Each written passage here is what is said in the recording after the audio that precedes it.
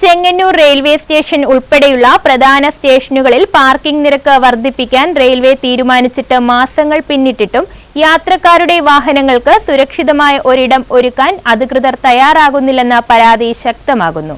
ഫെബ്രുവരി മാസത്തിലാണ് പാർക്കിംഗ് നിരക്ക് 20 മുതൽ 30% വരെ വർദ്ധിപ്പിക്കാൻ റെയിൽവേ തീരുമാനമെടുത്തത്.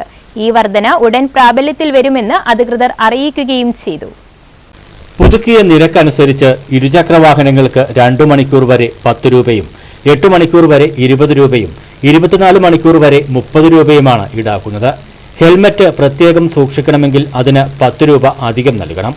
24 മുതൽ 48 മണിക്കൂർ വരെയുള്ള ഇരുചക്ര വാഹന പാർക്കിംഗ് നിരക്ക് 50 രൂപയിൽ നിന്ന് 60 രൂപയായി ഉയർന്നു. ഇതേ സമയപരിധിയിൽ കാറിന്റെ നിരക്ക് 100 രൂപയിൽ നിന്ന് 180 രൂപയായി വർദ്ധിച്ചു. 2017 ഇതിനു മുമ്പ് റെയിൽവേ പാർക്കിംഗ് ഫീസ് പരിഷ്കരിച്ചത്. 8 വർഷത്തിനു ശേഷമാണ് ഇപ്പോൾ വീണ്ടും നിരക്ക് വർദ്ധിപ്പിക്കുന്നത്. നിർത്തുന്ന ട്രെയിനുകളുടെ എണ്ണം, യാത്രക്കാരുടെ എണ്ണം എന്നിവയുടെ അടിസ്ഥാനത്തിൽ സ്റ്റേഷനുകളെ വിവിധ വിഭാഗങ്ങളായി തിരിച്ചിട്ടുണ്ട്. തിരുവനന്തപുരം ഡിവിഷന് കീഴിൽ 1ാം കാറ്റഗറിയിൽ ഉൾപ്പെടുന്ന ചെങ്ങന്നൂരിൽ ഇരുചക്ര വാഹനങ്ങൾക്ക് ഒരു മാസത്തെ പാർക്കിംഗ് ഫീസ് 360 രൂപയിൽ നിന്ന് 600 രൂപയായി ഉയർത്തിയിട്ടുണ്ട്. എന്നാൽ നിരക്ക് വർദ്ധിപ്പിക്കുന്നത് അനുസരിച്ച് സൗകര്യങ്ങൾ സ്റ്റേഷനിൽ ലഭ്യമല്ലെന്നാണ് യാത്രക്കാരുടെ പ്രധാന പരാതി. കേരളത്തിലെ റെയിൽവേ സ്റ്റേഷനുകളിൽ നിരവധി വാഹനങ്ങളാണ് പാർക്കിങ്ങിനായി എത്തിയിരിക്കുന്നത്. എന്നാൽ ഇത് റെയിൽവേയിൽ നിന്നും കരാർ തൊഴിലാളി ഏറ്റെടുക്കുന്ന കരാർ തൊഴിലാളി യാതൊരുവിധമായ അടിസ്ഥാന സൗകര്യങ്ങളും ഒരുക്കാതെ, സുരക്ഷാ മാനദണ്ഡങ്ങൾ പരിപാലിക്കാതെയാണ് ഈ വക കാര്യങ്ങൾ പാർക്കിങ്ങിനായി ഈ വാഹനങ്ങൾക്ക് വിട്ടുകൊടുക്കുന്നത്. ഇപ്പോൾ വാഹന ഉടമകളിൽ നിന്നും അന്യായമായ ഫീസാണ് ഈടാക്കുന്നത്. ആ ഫീസ് ഈടാക്കുന്നതിനനുസരിച്ചുള്ള തത്തുല്യമായിട്ടുള്ള സുരക്ഷാ മാനദണ്ഡങ്ങൾ അവിടെ പാലിക്കുന്നില്ല.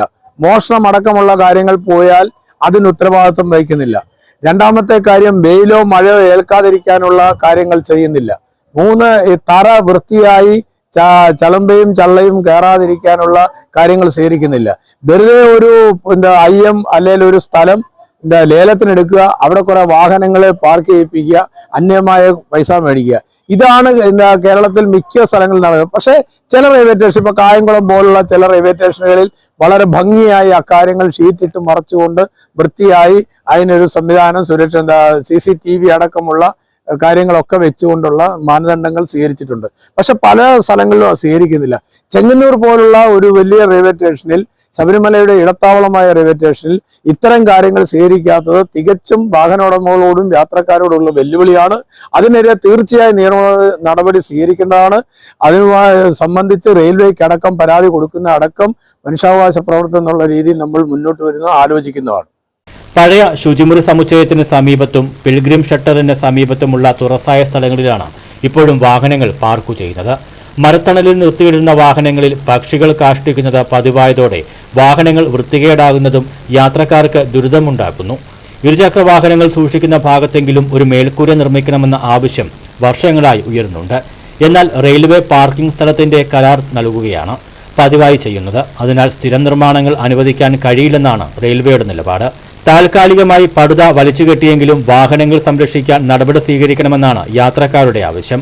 അതേസമയം സ്റ്റേഷനിലെ കുറഞ്ഞ ഭാഗത്തെങ്കിലും മേൽക്കൂര നിർമ്മിക്കാൻ കരാറുകാർക്ക് നിർദ്ദേശം നൽകിയിട്ടുണ്ടെന്ന് കൊമേഴ്സ്യൽ വിഭാഗം ഉദ്യോഗസ്ഥർ പറഞ്ഞു. ഇതിന്റെ പുരോഗതി എത്രത്തോളം ഉണ്ടെന്നും വ്യക്തമല്ല. ചെങ്ങന്നൂരിന് പുറമെ സമീപത്തുള്ള ചെറിയനാട് റെയിൽവേ സ്റ്റേഷനിലെ പാർക്കിംഗും തുറസായ സ്ഥലത്താണ്.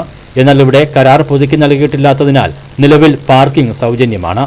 ഉയർന്ന പാർക്കിംഗ് നിരക്ക് ഈടാക്കുമ്പോഴും അടിസ്ഥാന സൗകര്യങ്ങൾ പോലും ഒരുക്കാത്ത റെയിൽവേയുടെ നടപടി യാത്രക്കാർക്കിടയിൽ വലിയ പ്രതിഷേധത്തിന് കാരണമാകുന്നുണ്ട്. എത്രയും പെട്ടെന്ന് വിഷയത്തിൽ റെയിൽവേ അധികൃതർ നടപടി സ്വീകരിക്കണമെന്നാണ് യാത്രക്കാരുടെ ആവശ്യം. News bureau, Chengannur.